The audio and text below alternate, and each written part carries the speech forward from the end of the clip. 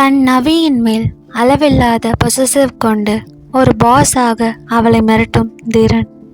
Hello friends, welcome to Nila voice novels. நான் உங்கள் நிலா.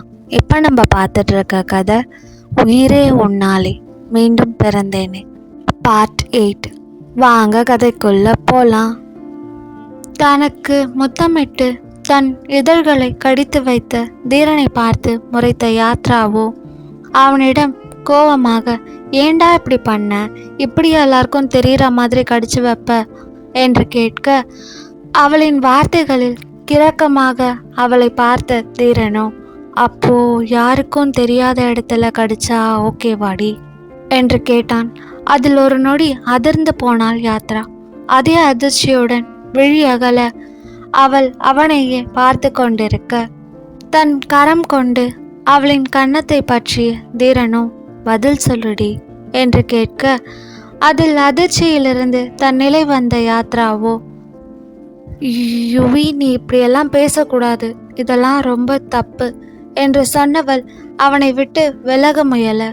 ஆனால் அவளை விலக விடாமல் அவளின் இடையை இறுக்கமாக பற்றியவனோ, நான் சும்மாதான் சொன்னேன், நீ உடனே ஓடாத என்று சொன்னான்.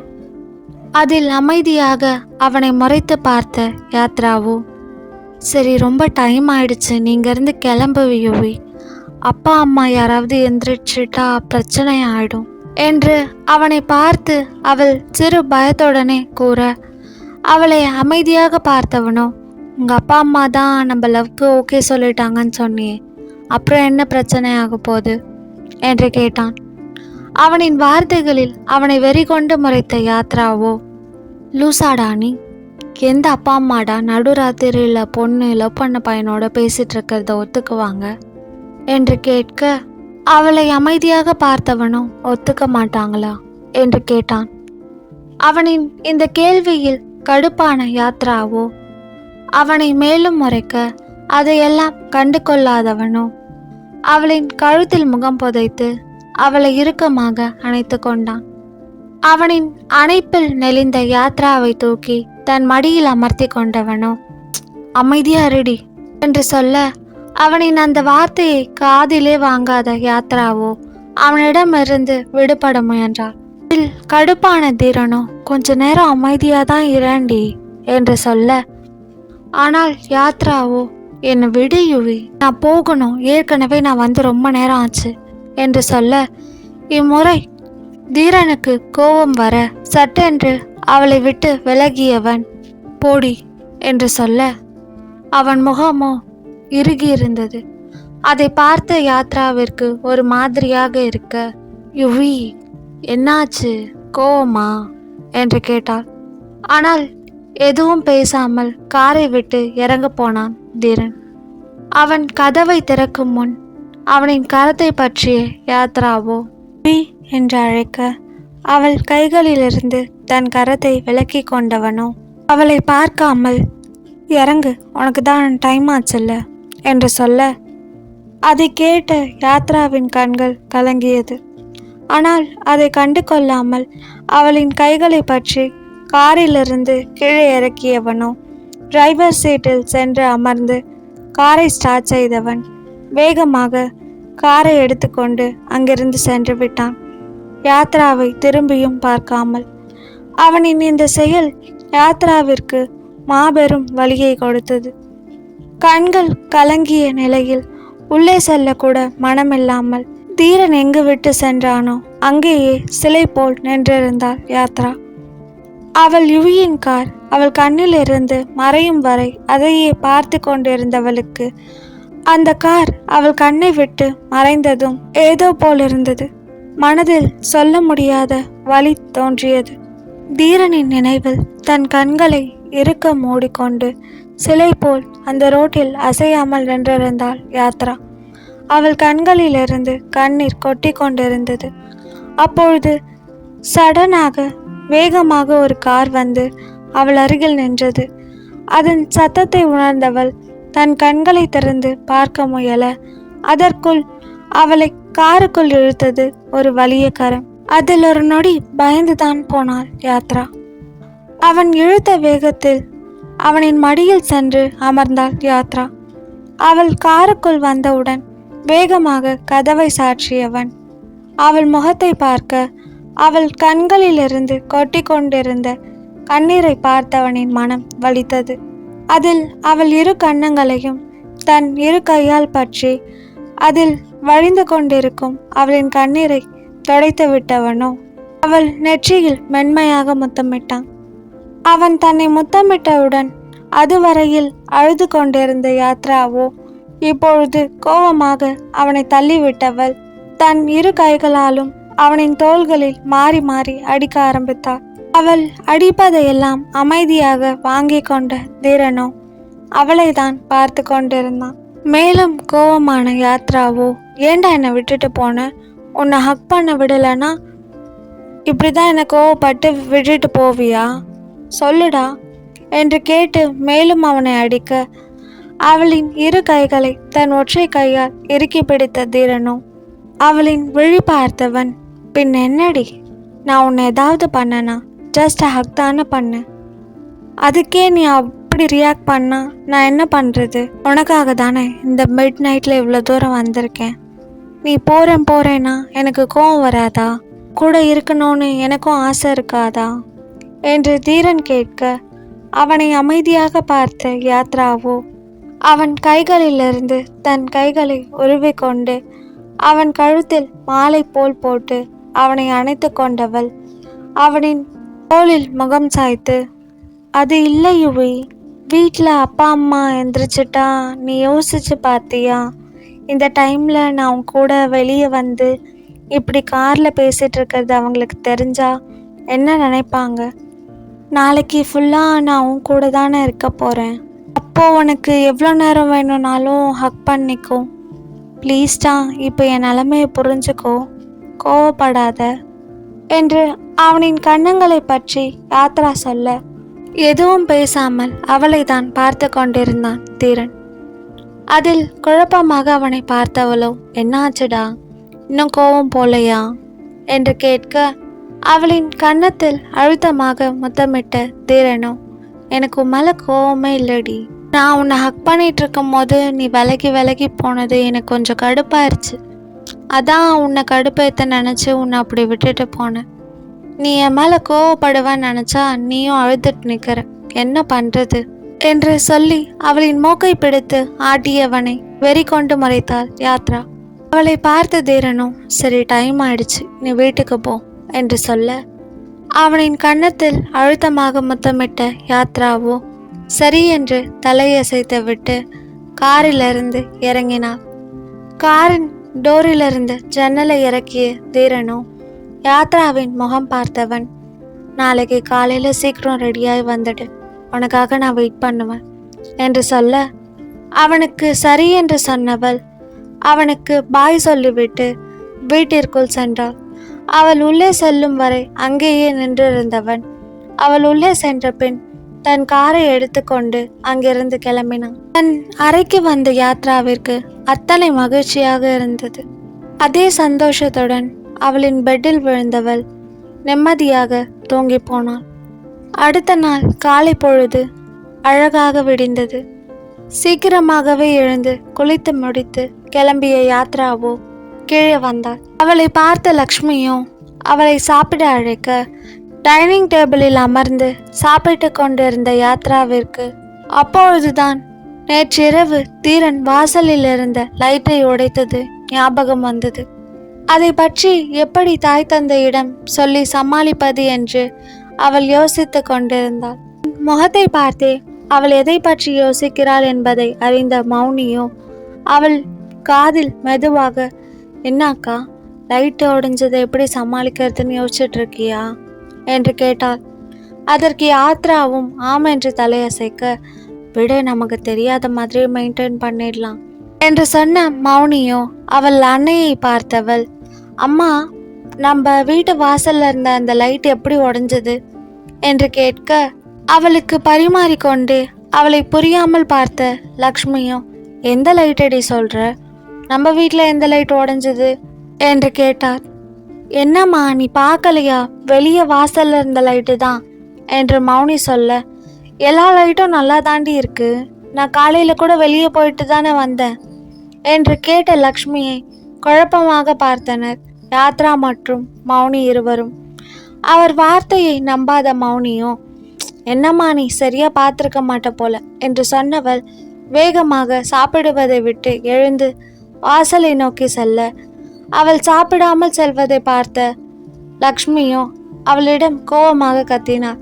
ஏண்டி இப்படி பாதியில் எந்திரிச்சு போற என்று அவர் கத்தி கொண்டிருக்க, வாசலிற்கு வந்த மௌனியோ முன்பு எப்படி இருந்ததோ அதே போல் இருந்த அந்த லைட்டை பார்த்து ஒரு நொடி அதிர்ந்துதான் போனாள்.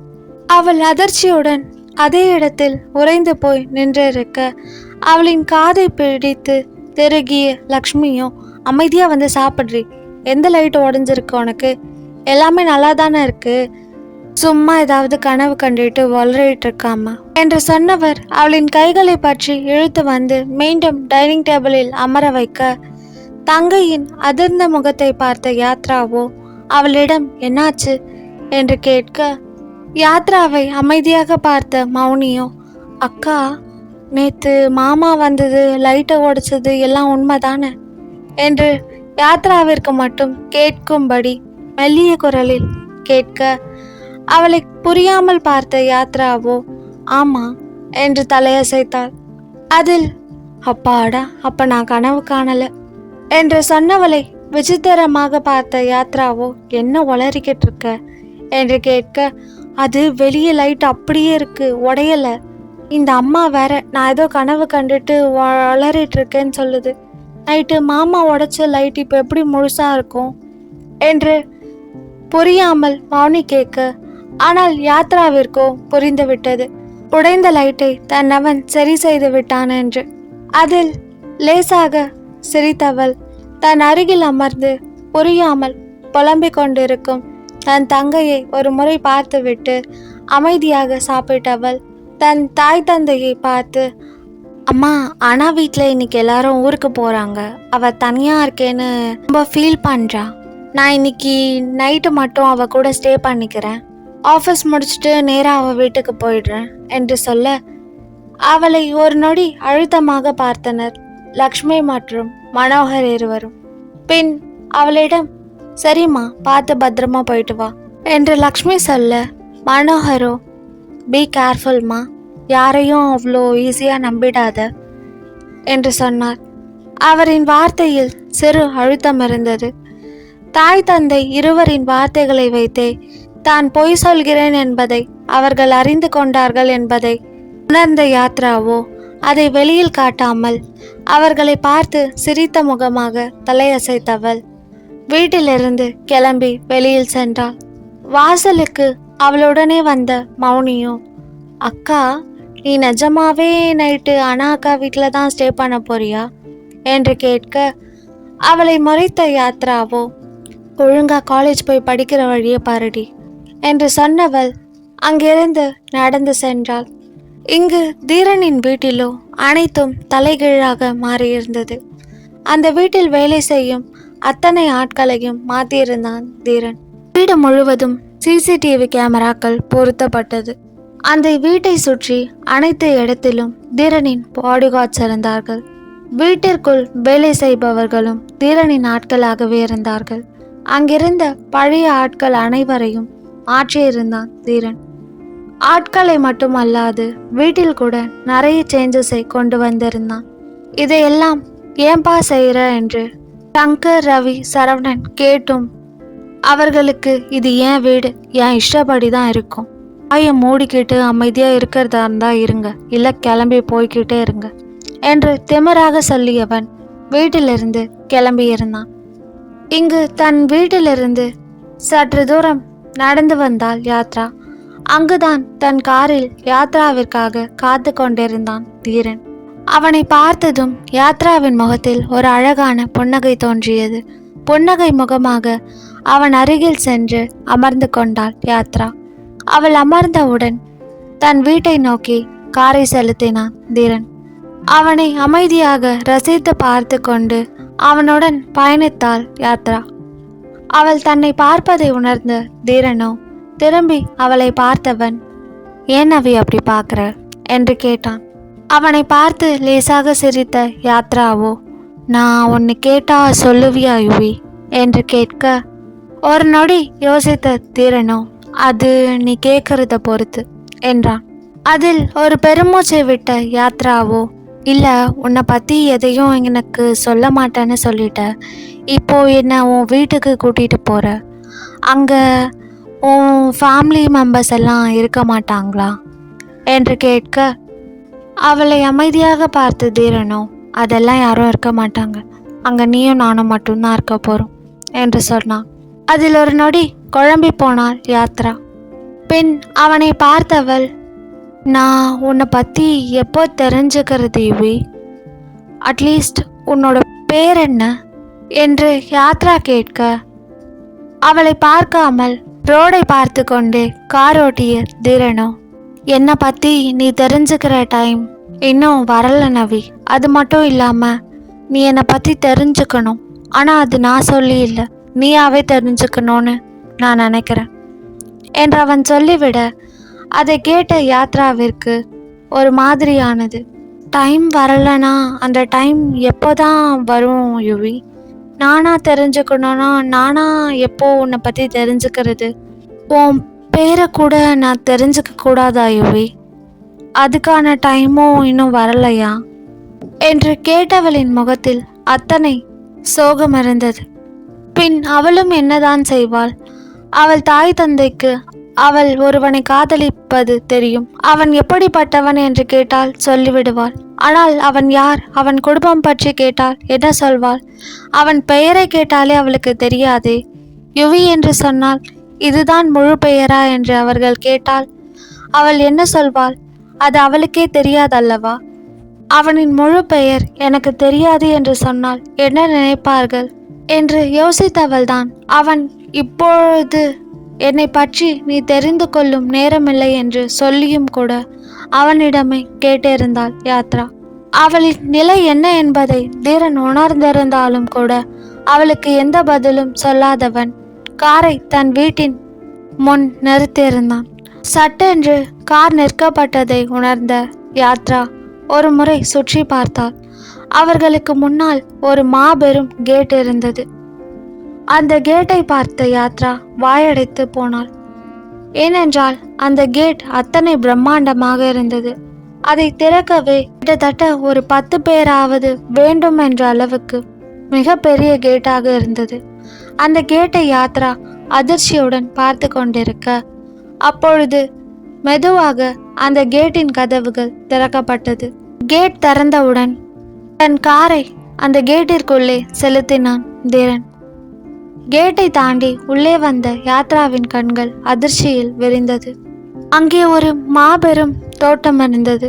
ஒரு பக்கம் முழுக்க பல வகையான பூச்செடிகள் இருந்தது. அது பார்ப்பதற்கே ஒரு ஃப்ளவர் கார்டன் போல் இருந்தது. மற்றொரு பக்கம் செயற்கையான சிறிய வடிவிலான ஒரு நீர்வீழ்ச்சி இருந்தது. இதையெல்லாம் பார்த்த யாத்ராவிற்கு ஒரு நொடி மயக்கமே வருவது போல் இருந்தது. கேட்டை தாண்டியும் கூட ஒரு கிலோமீட்டர் அளவிற்கு கார் உள்ளே சென்று கொண்டே இருந்தது. அதையெல்லாம் கவனித்த யாத்ராவோ அதிர்ச்சியுடன் தன் அருகில் அமர்ந்திருந்த தீரனை பார்த்தாள். ஆனால் அவனோ இவளின் அதிர்ச்சியை எல்லாம் கண்டு கொள்ளாமல் அமைதியாக காரை ஓட்டி கொண்டிருந்தான். பின் மீண்டும் வெளியில் பார்த்த யாத்ராவோ அவளுக்கு முன்னால் தெரிந்த அந்த அரண்மனை போன்ற வீட்டை பார்த்து ஒரு நொடி அதிர்ந்து விட்டாள். அந்த வீட்டின் வாசலில் தீரன் தன் காரை நிறுத்த ஒரு நொடி அந்த வீட்டையும் அந்த இடத்தையும் சுத்தி பார்த்த யாத்ராவிற்கு மனதில் பயம் தோன்றியது. அதே பயத்துடன் திரும்பி தீரனை பார்த்தவள், யுவி, நாம இப்போ எங்க வந்திருக்கோம்?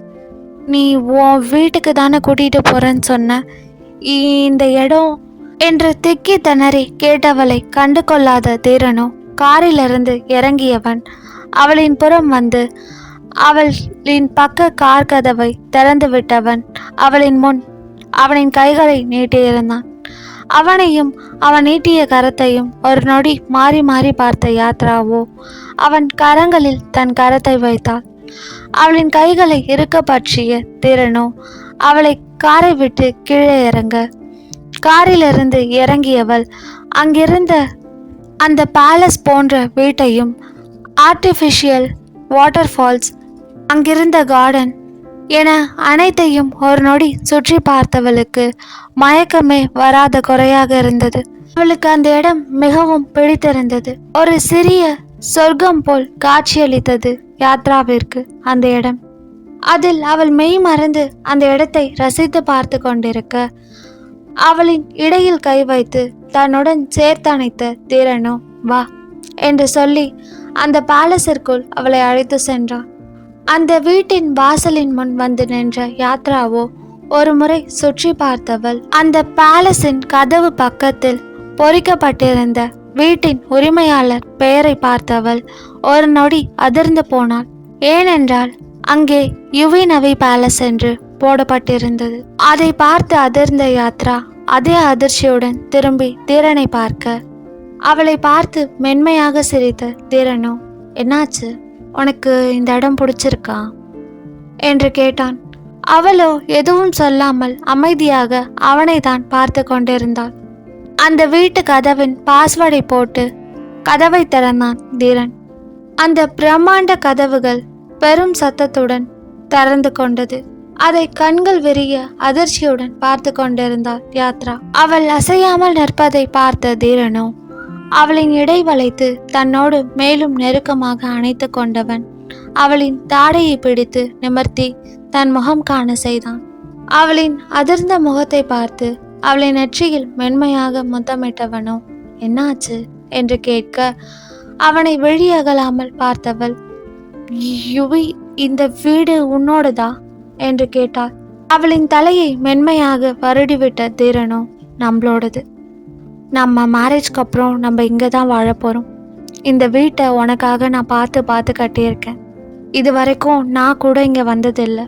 இந்த வீட்டுக்கு வரும்போது நான் உன்னோட தான் வரணும்னு நினச்சேன். அதான் உன்னை முதலாக இங்கே கூட்டிகிட்டு வந்திருக்கேன்.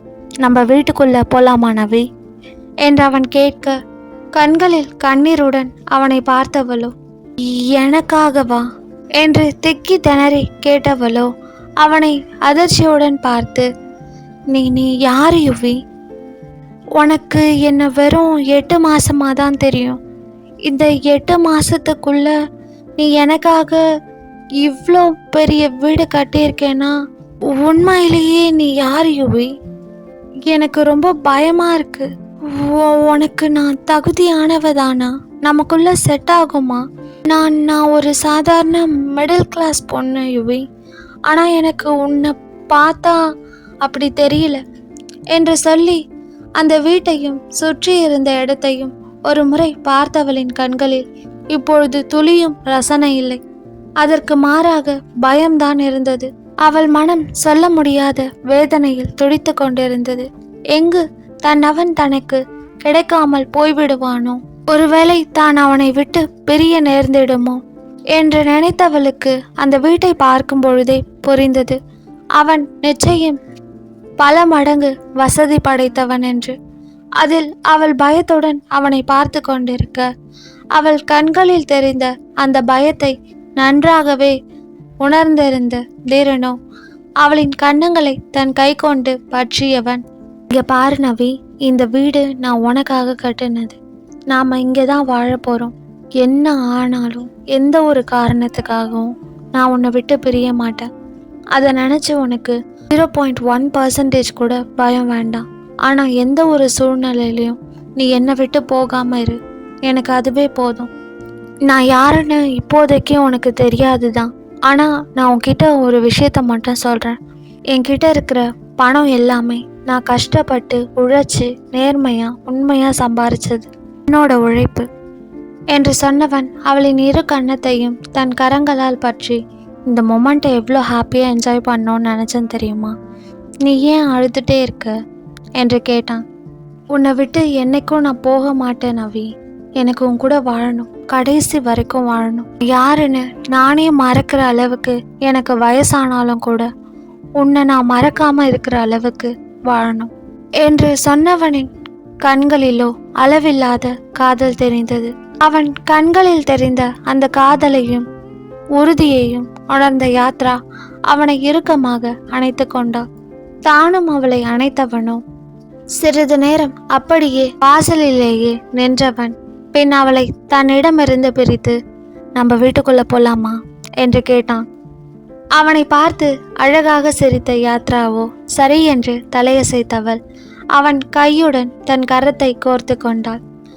தன் கைகளை பிடித்திருக்கும் அவளின் கைகளை இறுக்கமாக பற்றிய தீரனோ அவளுடன் முதல் முறையாக அவன் அவளுக்காக பார்த்து பார்த்து கட்டிய அந்த வீட்டிற்குள் நுழைந்தான். உள்ளே வந்து பார்த்த யாத்ராவிற்கு அந்த வீடு அத்தனை அதிர்ச்சியையும் ஆச்சரியத்தையும் கொடுத்தது. ஏனென்றால் அந்த வீட்டை அவ்வளவு அழகாக டிசைன் செய்திருந்தான் தீரன். அதை ஆச்சரியமாக ரசித்து பார்த்து கொண்டிருந்தாள் யாத்ரா. சமீபத்தில் தீரன் ஒரு கல்லூரியை வாங்கியிருந்தான். அதில் ஒரு சில வேலைகள் இருப்பதால் அதற்காக ஆரியனை அந்த கல்லூரிக்கு அனுப்பியிருந்தான் தீரன். தீரன் சொன்னபடி அந்த காலேஜுக்கு வந்த ஆரியனோ தீரன் சொன்ன வேலைகளை எல்லாம் முடித்தவன் அங்கிருந்து வெளியில் செல்ல வந்து கொண்டிருக்க, அப்பொழுதுதான் பல கனவுகளுடன் வெகு நாட்களுக்கு பிறகு மனதில் மகிழ்ச்சியுடன் அந்த கல்லூரிக்குள் நுழைந்தாள் நிஹாரிகா. அவளை தூரத்திலிருந்து பார்த்த ஆரியனின் கால்கள் அப்படியே நின்றது. அவளை பார்த்த அந்த நொடி அவனின் இதயம் வேகமாக துடிக்க ஆரம்பித்தது. அவனின் கால்களோ அவனை அறியாமலேயே அவளை நோக்கி நடக்க தொடங்கியது. அவளை நெருங்க கொஞ்ச தூரமே இருக்க, அப்பொழுது திடீரென்று அவனின் கண்ணுக்கு முன்னால் தீரனின் முகம் நினைவு வர, அதில் ஒரு நொடி அதே இடத்தில் சிலையாக நின்றான் ஆரியன்.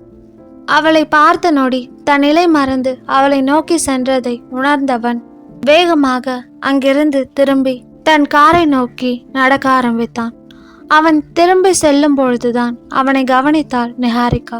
அவனை பார்த்தவளின் மனம் சொல்ல முடியாத வேதனையில் துடித்தது.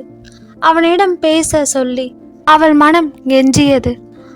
அவனின் குரலை கேட்க அவளுக்கு அத்தனை ஆசையாக இருந்தது. ஆனால் எந்த உரிமையில் அவனிடம் சென்று பேசுவது? அவன்தான் உறுதியாக சொல்லிவிட்டானே, எனக்கு உன்மேல் துளியும் காதல் இல்லை என்று. அதன் பிறகு எந்த முகத்தை வைத்து கொண்டு அவனிடம் பேசுவாள் அவள்? அதில்தான் அமைதியாக அவள் அதே இடத்தில் நின்று செல்லும் ஆரியனையே பார்த்து கொண்டிருக்க, அப்பொழுது அவளுக்கு சட்டென்று ஒரு விஷயம் நினைவுக்கு வந்தது. அதில் வேகமாக ஆரியனின் முன்னால் சென்று நின்றாள் நிஹாரிகா. அவளை பார்த்த ஆரியனுக்கு மனதில் மகிழ்ச்சி தோன்றினாலும் அதை வெளியில் காட்டாதவன் அவளிடம், நீ இங்க என்ன பண்ற என்று சற்று கடுமையாகவே கேட்டிருந்தான். அது நிஹாரிகாவிற்கு பயத்தை கொடுத்தாலும் அதை வெளிக்காட்டாதவள், அது அது உங்கள்கிட்ட சாரி கேட்க தான் வந்தேன் என்று சொன்னாள். அவளை புரியாமல் பார்த்தவனோ தன் ஒற்றை புருவத்தை உயர்த்தி, எதுக்கு என்று கேட்க, அன்னைக்கு நீங்க வீட்டுக்கு வந்தப்போ உங்ககிட்ட யுவான்னா அப்படி பேசியிருக்க கூடாது. அவர் உங்ககிட்ட நடந்துக்கிட்டது தப்பு தான். அதுக்காக நான் உங்ககிட்ட மன்னிப்பு கேட்டுக்கிறேன். நீங்கள் அவரை தப்பாக நினைக்காதீங்க. அவர் ஏன் இப்படி திடீர்னு இப்படி மாறி போயிட்டார்னு எனக்கு தெரியல. அவரை பற்றி நான் சொல்லி நீங்கள் தெரிஞ்சுக்கணுன்னு எந்த அவசியமும் இல்லைன்னு எனக்கு தெரியும். அதே சமயம் அன்னைக்கு அவர் அப்படி நடந்துக்கிட்டது உங்களை எந்த அளவுக்கு காயப்படுத்தியிருக்கணும் எனக்கு தெரியும் என்று சொன்னவள் ஒரு நொடி நிமிர்ந்து அவனின் விழி பார்க்க, அவனோ இவளை தான் அழுத்தமாக பார்த்து கொண்டிருந்தான். அதில் சட்டென்று தன் தலையை மீண்டும் கீழே குனிந்து கொண்டவள், சாரி யுவானாக்காக நான் உங்ககிட்ட மன்னிப்பு கேட்டுக்கிறேன் என்று சொன்னவளை அமைதியாக பார்த்தவனோ, சொல்லிட்டல கிளம்பு என்று சொன்னவன் அவளை தாண்டி நடக்க ஆரம்பித்தான். ஆனால் அவனின் இந்த செயல் நிஹாரிகாவிற்கு தான் தீராத வலியை கொடுத்தது. அவள் கண்கள் கலங்கி இருந்தது. எத்தனை வருடம் கழித்து தான் இவனிடம் பேசுகிறோம், ஒரு வார்த்தை தான் எப்படி இருக்கிறோம் என்று கூட அவனுக்கு கேட்க தோணவில்லையா? அந்த அளவிற்கு தான் நான் அவனுக்கா? அவன் மனதில் என்மேல் காதல் வேண்டாம், சிறு பாசம் கூட இல்லையா? நினைத்த அவளின் மனம் ரணமாக வலித்து கொண்டிருந்தது. அவள் கண்களிலிருந்து நிற்காமல் கண்ணீர் கொட்டி கொண்டிருந்தது. பின் சுற்றம் உணர்ந்து தன்னை சரி செய்தவள் தன் கண்களில் வழிந்த கண்ணீரை துடைத்து கொண்டு கல்லூரிக்குள் சென்றாள். இங்கு நிஹாரிகாவை தாண்டி வந்த ஆரியனிற்கு நிச்சயமாக தெரியும் தன்னுடைய செயல் அவளை எந்த அளவிற்கு காயப்படுத்தி இருக்கும் என்று. இருந்தும் வேறு வழி தெரியாமல் விழித்தவன் தன் மனதிற்குள்ளேயே அவளிடம் பல முறை மன்னிப்பு கேட்டுவிட்டான். காலேஜில் தன் நண்பர்களுடன் நின்று பேசிக்கொண்டிருந்தான் வினய்.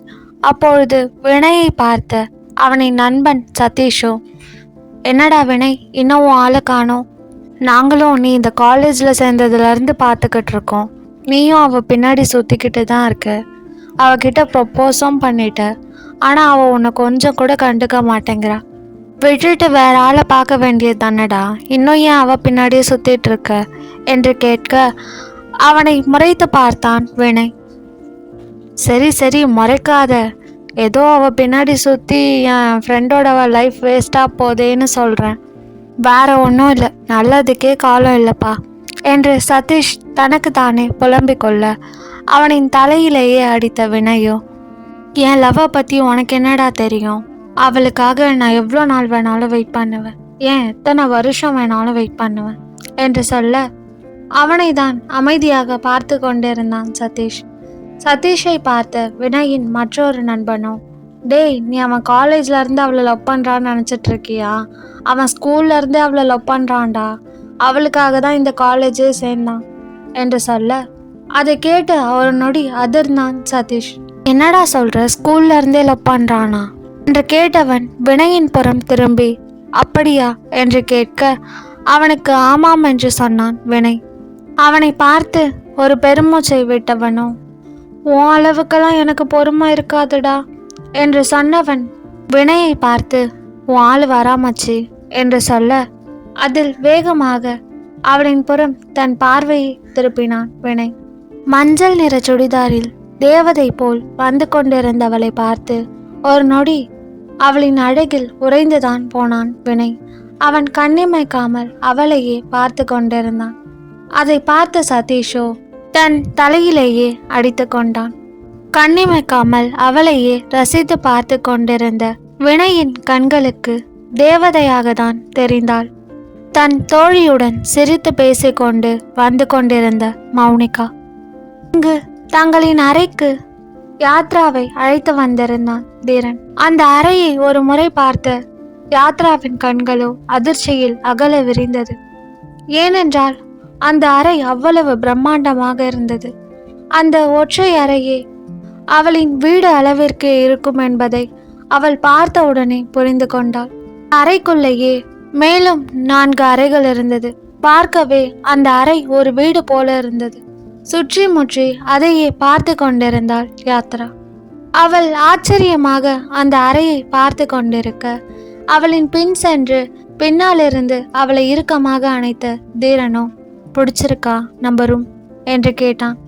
அவனின் புறம் திரும்பிய யாத்ராவோ அவனை ஆச்சரியமாக பார்த்தவள், எனக்கு இந்த கலர்ஸ் இப்படி இருந்தா இதெல்லாம் பிடிக்கும்னு உனக்கு எப்படி தெரியும் யுவி என்று அதிர்ச்சி மற்றும் ஆச்சரியம் சிறிதும் குறையாமல் அவனிடம் கேட்க அவளின் நெற்றியில் மென்மையாக முத்தமிட்ட தீரனோ, நான் தான் சொன்னேனடி உன்னை பற்றி எனக்கு எல்லாமே தெரியும்னு என்று தீரன் சொல்ல இதே விஷயத்தை அவன் அன்று சொன்ன பொழுது யாத்ரா அதை முழுமையாக நம்பவில்லை.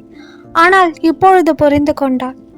அவன் சொல்வது அனைத்தும் உண்மை என்று, தன்னை பற்றிய அனைத்து விஷயங்களும் அவனுக்கு தெரிந்திருக்கிறது என்று. அந்த வீட்டின் அமைப்பையும் ரூமின் அமைப்பையும் பார்த்தவளுக்கு தெல்ல தெளிவாக புரிந்தது. தன்னை பற்றி அவனுக்கு எப்படி தெரியும் என்றுதான் யாத்ராவிற்கு அவனிடம் கேட்க தோன்றியது. ஆனால் அதை தன் மனதிற்குள்ளேயே மறைத்து கொண்டாள். எப்படியும் தான் கேட்டால் அதற்கு அவன் சரியான பதிலை சொல்ல மாட்டான் என்று யாத்ராவிற்கு நன்றாகவே தெரியும். அதனால் அவனிடம் அந்த கேள்வியை கேட்காமல் விட்டுவிட்டாள். மெதுவாக அவனின் அணைப்பிலிருந்து விலகிய யாத்ராவோ அந்த அறையிலிருந்த பால்கனியின் கதவை திறந்து கொண்டு சென்றாள். பால்கனி கதவை திறந்து கொண்டு வெளியே வந்தவளுக்கு மேலும் அதிர்ச்சியாக இருந்தது. அங்கே போடப்பட்டிருந்த அந்த பெரிய ஊஞ்சலும் அந்த பால்கனியை சுற்றி வளர்க்கப்பட்டிருந்த யாத்ராவிற்கு மிகவும் பிடித்த வெள்ளை நிற ரோஜா செடியும் இது அனைத்தையும் தன் கண்கள் விரிய பார்த்து கொண்டிருந்தாள் யாத்ரா. அந்த பால்கனி மிகவும் பெருசாக இருந்தது. ஒரு புறம் சோஃபா போடப்பட்டு இருக்க, மற்றொரு புறமும் அழகான பெரிய ஊஞ்சல் போடப்பட்டிருந்தது. அந்த பால்கனியை சுற்றி வெள்ளை நிற ரோஜா செடிகள் வளர்க்கப்பட்டிருந்தன. அவள் ஆசையாக அனைத்தையும் பார்த்து கொண்டிருந்தவள் வெளியில் பார்க்க அவள் கண்களுக்கு தெரிந்தது அந்த ஆர்டிஃபிஷியல் வாட்டர் ஃபால்ஸ். அதை பார்த்தவளின் மனதில் அத்தனை உற்சாகம் தோன்றியது. அங்கே செல்ல வேண்டும் என்ற ஆசை வந்தது யாத்ராவிற்கு. யாத்ராவிற்கு நீர்வீழ்ச்சி என்றால் அத்தனை பிடிக்கும். அவள் சிறு வயதில் இருக்கும் பொழுது தெரியாமல் ஒரு முறை அதில் விழுந்துவிட, அந்த நேரத்தில் தண்ணியின் வேகமும் அங்கே அதிகமாக இருந்ததால் சிரமப்பட்டே யாத்ராவை அப்பொழுது காப்பாற்றியிருந்தார்கள். அப்பொழுதிலிருந்து இப்பொழுது வரை யாத்ராவை நீர்வீழ்ச்சிக்கு செல்ல மனோகர் மற்றும் லக்ஷ்மி இருவரும் அனுமதித்ததே கிடையாது. ஆனால் யாத்ராவிற்கோ நீர்வீழ்ச்சி என்றால் அத்தனை பிரியம். அதை உணர்ந்த தீரனோ தாங்கள் வாழப்போகும் தங்களின் வீட்டிலேயே அவளுக்காக ஆர்டிஃபிஷியலாக ஒரு வாட்டர் ஃபால்ஸை உருவாக்கியிருந்தான். அதனையே ஆசையுடன் பார்த்து கொண்டிருந்தவளுக்கு அங்கே செல்ல வேண்டும் என்ற எண்ணம் தோன்ற வேகமாக அதற்காக தீரனை பார்க்க அறைக்குள் செல்வதற்காக திரும்பினாள். ஆனால் தீரனோ அங்கு ஒரு தூணில் சாய்ந்தபடி அவளை தான் பார்த்து கொண்டிருந்தான். அவனை பார்த்து வேகமாக அவன் அருகில் சென்றவளோ அவனின் கைகளை பற்றி கொண்டு சிறு குழந்தை போல், யுவி, எனக்கு அங்கே போகணும், அந்த வாட்டர் ஃபால்ஸ் கிட்ட நான் போகவா என்று சிறு குழந்தையாய் அத்தனை உற்சாகத்துடன் அவன் கைகளை பிடித்து அனுமதி கேட்க, கைகளை பற்றியிருந்தவளின் கைகளை பிடித்து தன்னை நோக்கி இழுத்து அணைத்து கொண்ட தீரனோ, இது உன் வீடு நவி, நீ இங்கே எங்கே வேணா போகலாம், அதுக்கு என்கிட்ட பர்மிஷன் கேட்கணுன்ற அவசியம் இல்லை, உனக்கு என்ன தோணுதோ அதை செய்யலாம், அந்த வாட்டர் ஃபால்ஸை நான் உருவாக்குனதே உனக்காக தான், அப்படி இருக்கிறப்போ உன்னை எப்படி நான் அங்கே போக வேண்டான்னு சொல்லுவேன் என்று சொன்னவன் அவளின் கன்னங்களை பற்றி அவள் நெற்றியோடு தன் நெற்றி முட்டியவன், அதை அப்புறமா போய் பார்த்துக்கலாம், இப்போ என் கூட வா என்று சொன்னவன் அவளின் கைகளை பற்றி அந்த அறையில் இருந்த அவனின் ஸ்டடி ரூமிற்கு அழைத்து சென்றான். புரியாமல் அவனுடன் சென்று கொண்டிருந்தாள் யாத்ரா. அந்த வீடின் கதவுகள், அவர்களின் அறை கதவு என்ற அனைத்தும் பயோமெட்ரிக் மூலம் ஓபன் செய்வது போல்தான் டிசைன் செய்யப்பட்டிருந்தது. தன் ஸ்டடி ரூமிற்கு யாத்ராவை அழைத்து வந்த தீரனோ தன் சிஸ்டமை ஓபன் செய்தவன் அந்த வீட்டில் இருக்கும் அனைத்து அறைகளையும் ஆக்சஸ் செய்யும்படி யாத்ராவின் ஃபிங்கர் பிரிண்டை ஆட் செய்திருந்தான்.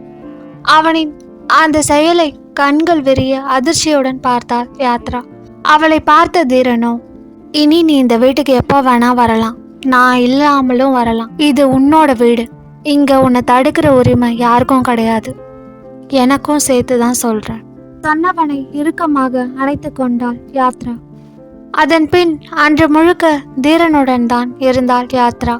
தானே சமைத்து தன் கைகளாலேயே தீரனுக்கு ஊட்டிவிட்டாள். பின் அந்த வாட்டர் ஃபால்ஸில் சென்று சிறிது நேரம் விளையாடினாள். அவளின் மகிழ்ச்சியை தன் இதயத்தில் என்றும் அழியாத நினைவுகளாக சேமித்தான் தீரன். அவளின் ஒவ்வொரு அசைவையும் ரசித்து கொண்டிருந்தான். அன்று இரவு யாத்ரா தீரனுடனே தங்கினாள்.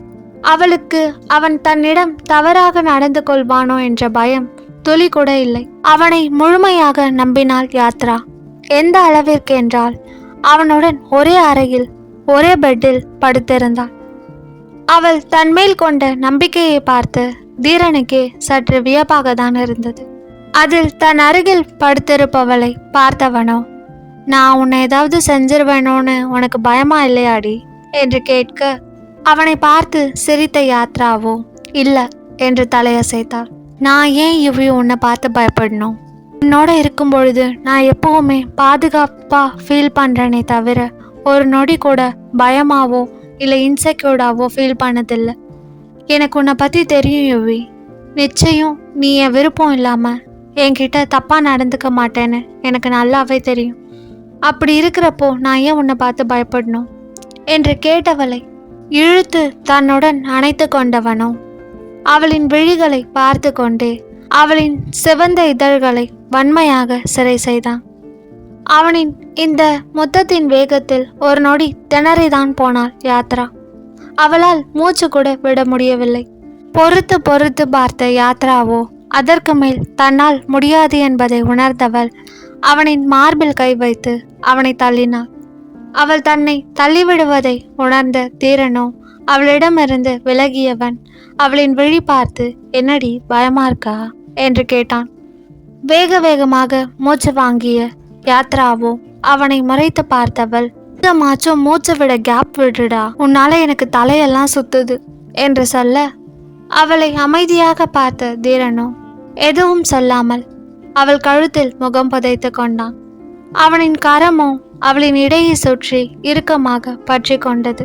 பின் மெல்லிய குரலில், இப்படியே ஹக் பண்ணிட்டே தூங்கலாமா நவி என்று கேட்க அவனை பார்த்து லேசாக சிரித்தவளும் அவனின் தலையை மென்மையாக கோதி கொடுத்தாள். அவளின் இந்த செயலில் அவள் சம்மதத்தை உணர்ந்தவன் மேலும் அவளை இறுக்கமாக அணைத்து கொண்டு பல வருடங்கள் கழித்து நிம்மதியாக தூங்கினான் தீரன். அவனின் தலையை மென்மையாக கோதிவிட்டு கொண்டிருந்த யாத்ராவோ சிறிது நேரத்திலேயே தூங்கி போனாள்.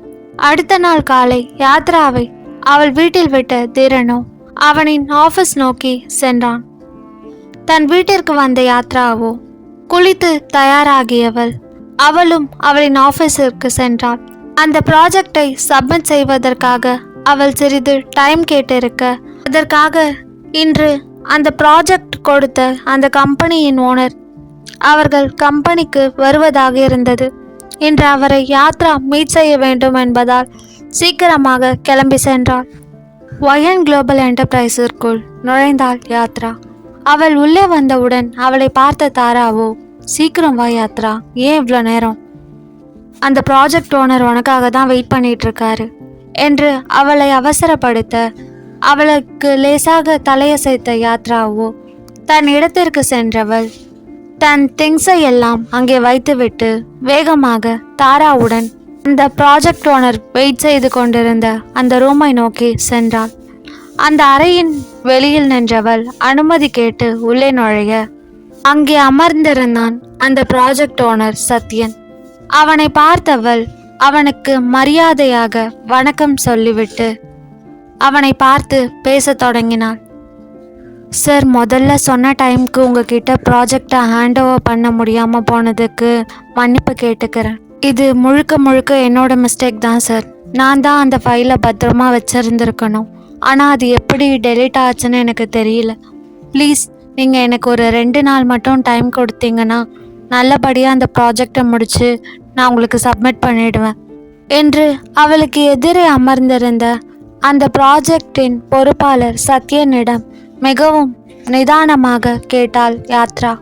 ஆனால் அவளுக்கு எந்த பதிலும் சொல்லாதவனோ அமைதியாக அவளையே தான் பார்த்து கொண்டிருந்தான். அவள் பேசும் விதம், அவளின் தன்னம்பிக்கை, அவளின் அழகு அனைத்தும் சத்யனை முதல் பார்வையிலேயே கவர்ந்து விட்டது.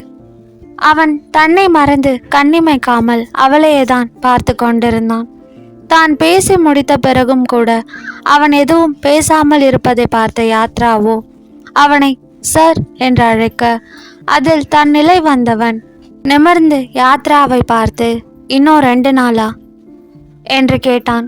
அவனை பார்த்து லேசாக தலையசைத்த யாத்ராவோ, ஆமாம் சார், இன்னும் ஒரு 2 டேஸ் மட்டும் டைம் கொடுங்க, நான் பர்ஃபெக்டாக உங்களுக்கான ப்ராஜெக்டை கம்ப்ளீட் பண்ணி கொடுத்துட்றேன் என்று கேட்க அவளை பார்த்து லேசாக சிரித்தவனோ, 2 டேஸ் என்ன, உங்களுக்கு எத்தனை டேஸ் வேணாலும் எடுத்துக்கோங்க, எனக்கு என்னோட ப்ராஜெக்ட் நல்லபடியாக முடிச்சு தந்தா போதும், உங்களுக்காக எவ்வளோ டைம் வேணாலும் தரலாம் என்றவன் சொல்ல அவன் கடைசியாக சொன்னதை சரியாக காதில் வாங்காத யாத்ராவோ அவன் டைம் தந்ததில் மகிழ்ச்சி அடைந்தவள் அவளின் முன்னால் நின்று கொண்டிருந்த தாராவை பார்த்து லேசாக சிரித்தவள் மீண்டும் திரும்பி சத்யனை பார்த்து, ரொம்ப தேங்க்ஸ் சார், நீங்கள் ஒத்துக்க மாட்டீங்கன்னு நினச்சேன், ஆனால் நீங்கள் என் நிலைமையை புரிஞ்சுக்கிட்டு எனக்கு மறுபடியும் சான்ஸ் கொடுத்துருக்கீங்க. நிச்சயம் நீங்கள் கொடுத்த இந்த ஆப்பர்ச்சுனிட்டியை நான் வீணாக்க மாட்டேன் சார்.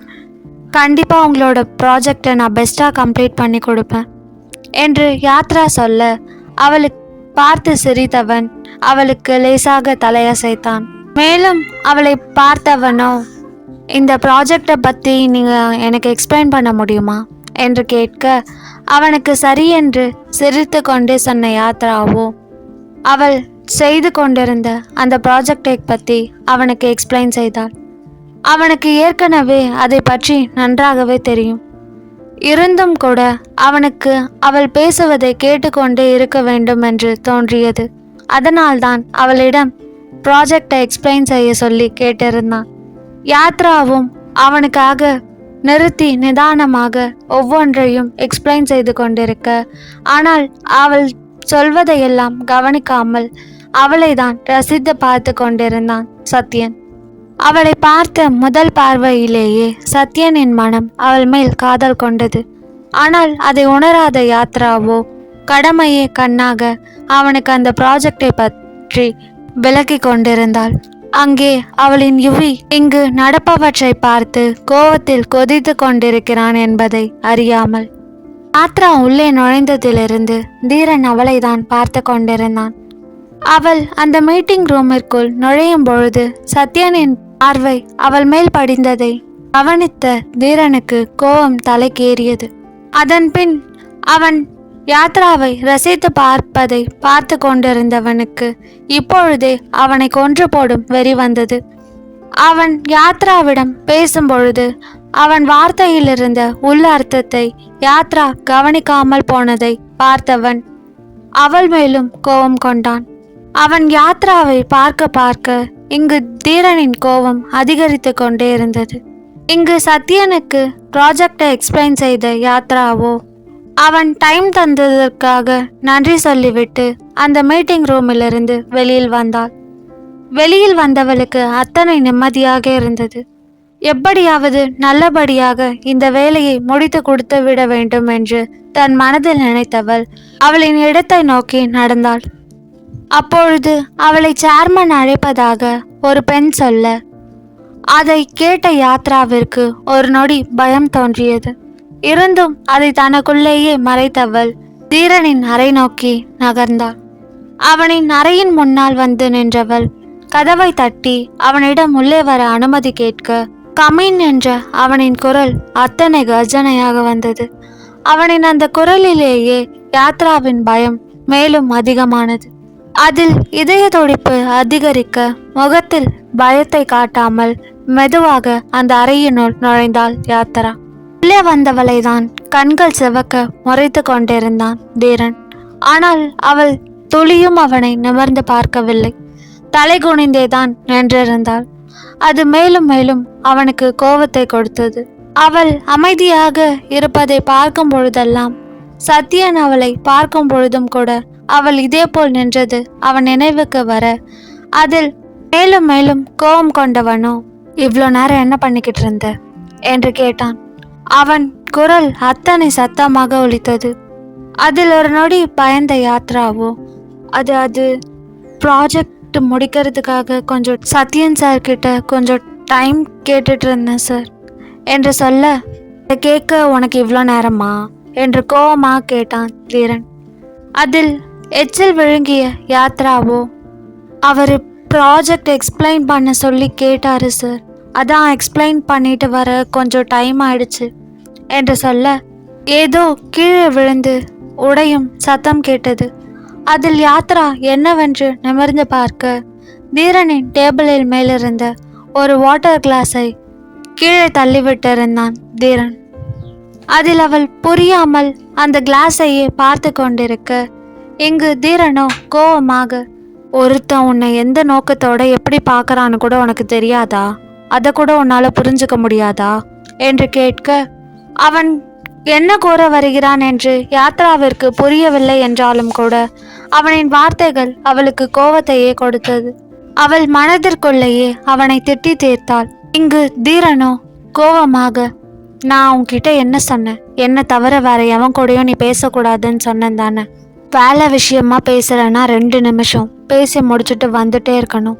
அதை விட்டுட்டு அவன் கூட சிரிச்சு பேச வேண்டிய தேவை என்ன இருக்கு என்று கேட்க, இதை கேட்ட யாத்ராவிற்கு கட்டுக்கடங்காமல் கோபம் வந்தது. அதில் அவனின் முன்னால் தன் கைகளை நீட்டியவள், போதும் நிறுத்துங்க சார், நீங்க உங்க லிமிட்டை தாண்டி பேசிட்டு இருக்கீங்க. நான் யார்கிட்ட பேசணும், எப்படி பேசணும்னு சொல்ற ரைட்ஸ் உங்களுக்கு இல்லை என்று சொன்னவள் மேலும் ஏதோ பேச வர, ஆனால் அதற்கு முன்னால் வந்து விழுந்தன தீரனின் அழுத்தமான வார்த்தைகள். உன்கிட்ட எல்லா ரைட்ஸும் எனக்கு மட்டும்தான் இருக்கு, பிகாஸ் யூ ஆர் மைண்ட்.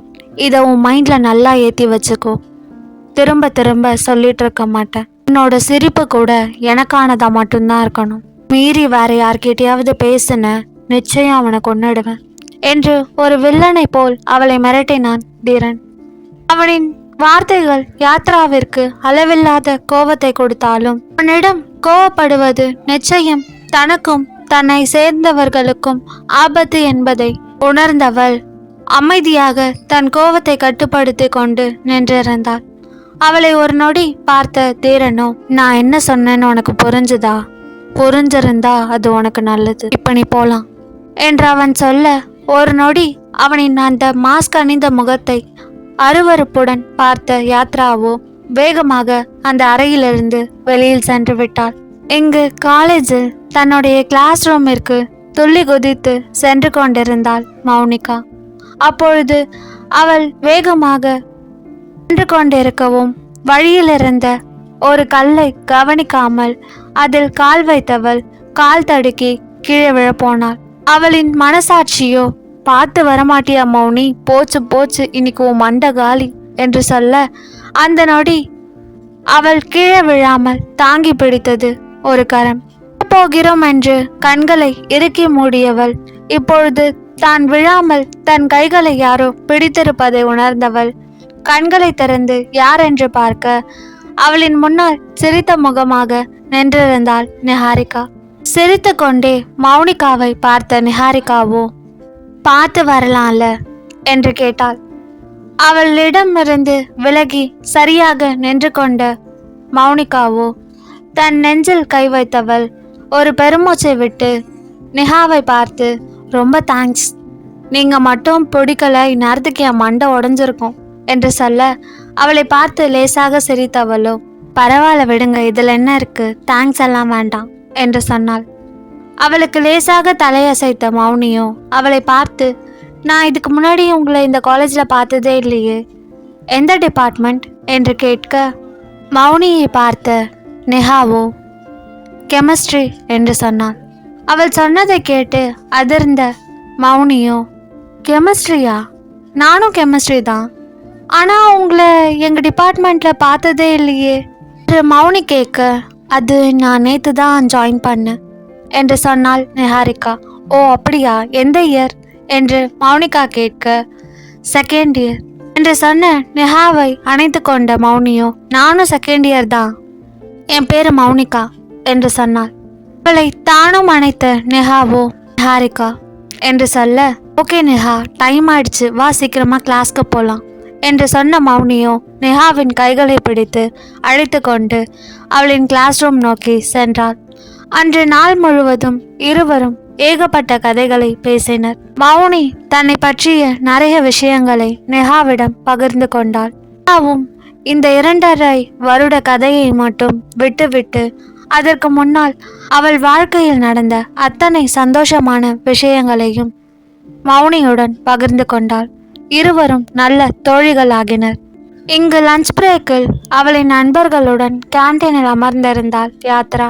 அவளின் முகம் ஒரு மாதிரி வெடிரி போய் குழப்பத்துடன் இருந்தது. அவளின் முகத்தை தான் அவளின் நண்பர்கள் அனைவரும் பார்த்து கொண்டிருந்தார்கள். அப்பொழுது அவளை பார்த்த சக்தியோ, என்னாச்சு யாத்ரா உனக்கு?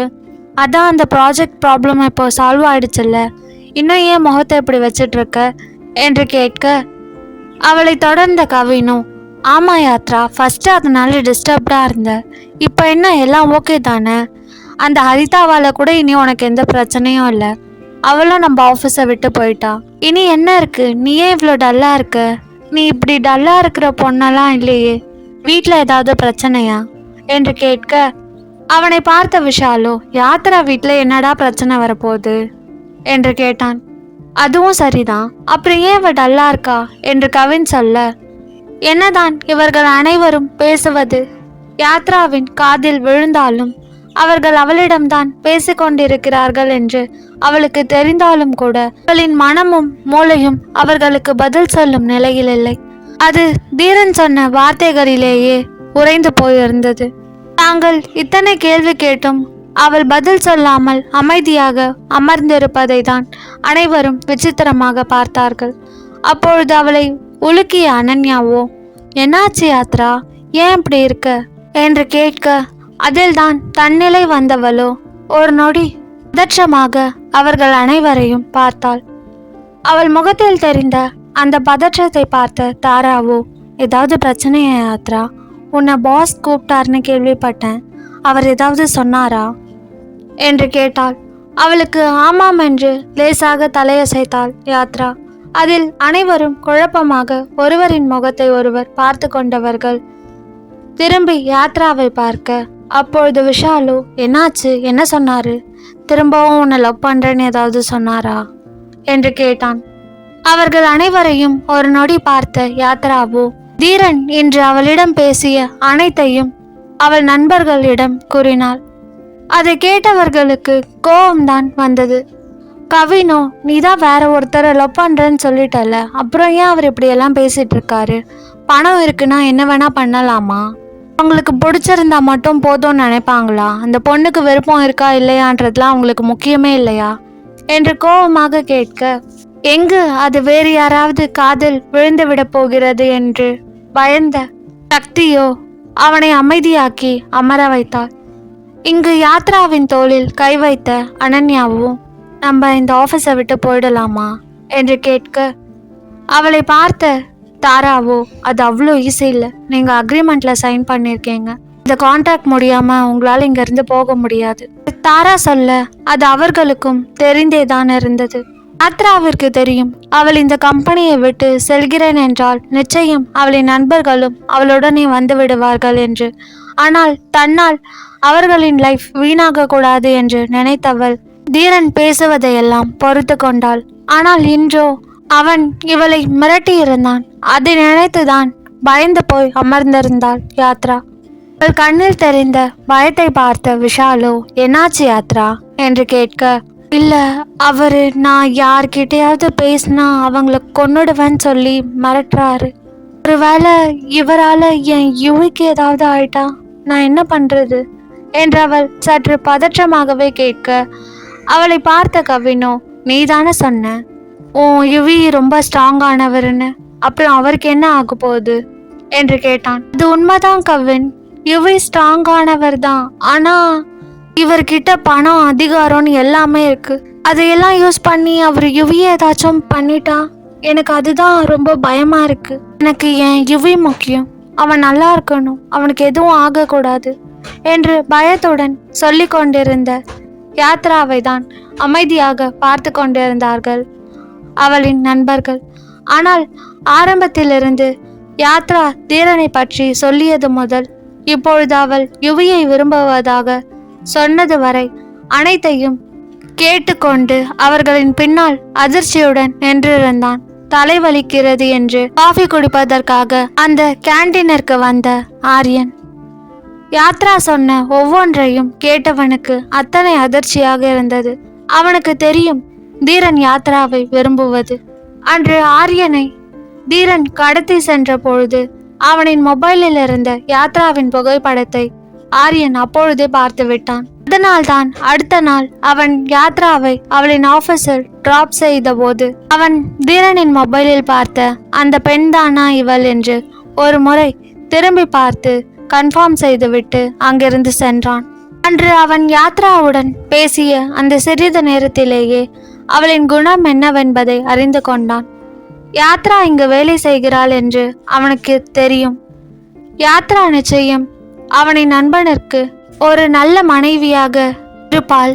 அவளால் தீரனின் வாழ்க்கை இனி மகிழ்ச்சியாக இருக்கும் என்று நினைத்து கொண்டிருந்த ஆரியனுக்கு இடியாக வந்து விழுந்தன யாத்ரா யுவியை காதலிக்கிறேன் என்று சொன்ன அந்த வார்த்தைகள். அவன் மனமோ அவனிடம், அப்படின்னா யாத்ரா வேற ஒரு பையனை லவ் பண்றாளா? இந்த விஷயம் தீரனுக்கு தெரியுமா? இவங்க பேசிக்கிறத வச்சு பார்த்தா அவனுக்கு தெரியும் போலதான் இருக்கு. தெரிஞ்சும் ஏன் அவன் இவளை போஸ் பண்றான்? தீரன் அந்த மாதிரி கேரக்டர் இல்லையே என்று நினைத்த ஆரியனுக்கு தலையே வெடித்துவிடும் போல இருந்தது. அவன் அதிர்ச்சியில் அதே இடத்தில் சிலையாக உறைந்து நின்றிருந்தான். தீரன் எதற்காக யாத்ராவிடம் இப்படி நடந்து கொள்கிறான்? தன் நண்பன் தீரன் தான் யாத்ரா விரும்பும் யுவி என்பதை அறிந்து கொள்வானா ஆரியன்? ஆரியன் தன்னை நிராகரிப்பதை தாங்க முடியாத நிகாவிற்கு அவனின் காதல் அவள் என்று தெரிய வருமா? தன்னை மிரட்டும் தன் கம்பெனியின் சேர்மன் தான் தன் யுவி என்பதை யாத்ரா அறிந்து கொண்டால் தீரனின் நிலை என்ன? வினயின் காதலை ஏற்பாளா மௌனிகா? தான் உருகி உருகி காதலிக்கும் தன் மௌனி தன் அக்கா நிஹாரிகாவின் தோழி ஆகியதை அறிந்து கொள்வானா வினய்? தீரன் சொல்வது போல் சத்யன் தவறானவனா அல்லது அவன் உண்மையிலேயே யாத்ராவை காதலிக்கிறானா? இதை பற்றி மேலும் தெரிஞ்சுக்க நிலா வாய்ஸ் நாவல்ஸை சப்ஸ்கிரைப் பண்ணுங்க. இந்த ஸ்டோரி உங்களுக்கு பிடிச்சிருந்தா லைக் பண்ணுங்க, ஷேர் பண்ணுங்க அண்ட் மறக்காம சப்ஸ்கிரைப் பண்ணுங்க. உயிரே உன்னாலே மீண்டும் பிறந்தேனே இந்த கதை உங்களுக்கு பிடிச்சிருக்காங்கிறத கமெண்ட்ல சொல்லுங்க. பாய் ஃப்ரெண்ட்ஸ், நான் உங்க நிலா. நெக்ஸ்ட் பார்ட்ல மீட் பண்ணலாம்.